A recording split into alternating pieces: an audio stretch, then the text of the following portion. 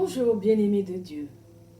Ces dernières semaines, nous avons, ma famille et moi, tellement baignés dans l'ambiance du mariage que je me sens portée par le mouvement à apporter mon grain de sel à l'édifice divin qu'est le mariage, lequel doit être honoré de tous, comme nous le dit Hébreux 13, 4.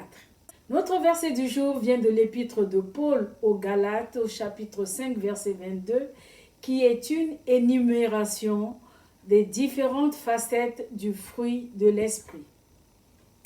Mais le fruit de l'esprit, c'est l'amour, la joie, la paix, la patience, la bonté, la bienveillance, la fidélité, la douceur, la maîtrise de soi.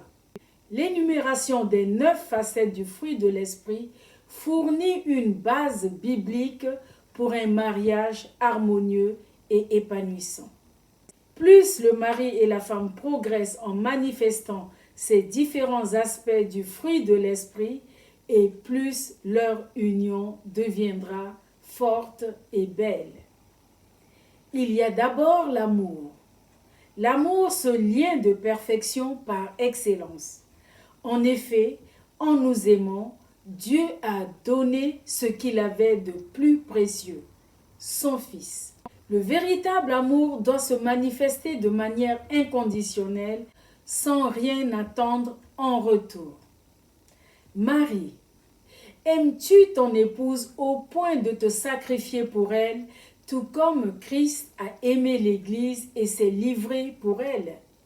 Serais-tu prêt à lui consacrer tout le temps qu'il faut, quitte à renoncer à certaines de tes activités favorites, certains de tes intérêts personnels, certains de tes amis pour l'équilibre, l'harmonie et le bonheur du couple? Femme, es-tu prête à faire de même? As-tu jamais essayé de savoir ce qui rend ton conjoint heureux? Car c'est en fin de compte l'égoïsme et l'indifférence qui sont les principales sources de problèmes dans le mariage. Il y a ensuite la joie et la paix. Si le mari et la femme éprouvent la joie du Seigneur et la paix de Christ, ils seront tous deux vraiment ouverts l'un à l'autre et libres de partager leurs pensées et leurs sentiments les plus intimes sans crainte d'être méprisés, raillés ou rejetés.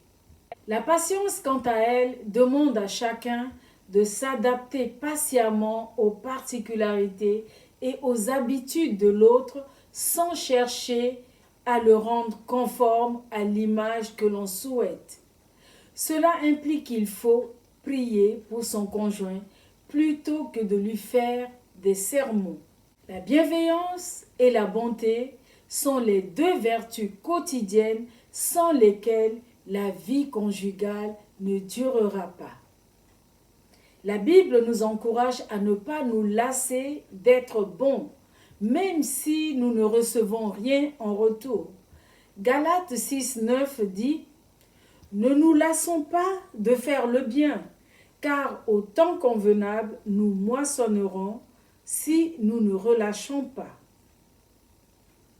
Quant à la fidélité, c'est ce qui permet de développer la confiance, la sécurité et la complicité dans le mariage. Tenir ses promesses et ses engagements deviennent naturels quand on s'appuie sur le Seigneur, car Dieu est fidèle.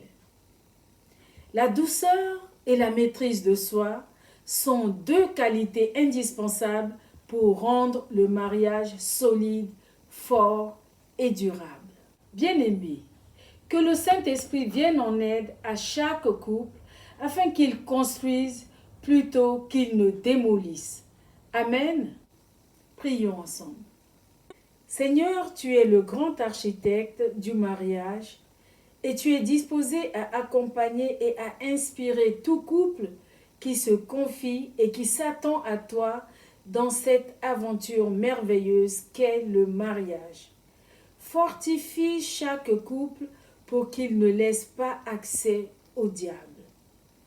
Merci d'être le socle sur lequel le couple s'appuie pour bâtir et avancer dans la vie. Au nom de Jésus. Excellente journée sous une pluie de bénédictions divines et sous la protection de notre Père céleste. Soyez tous bénis.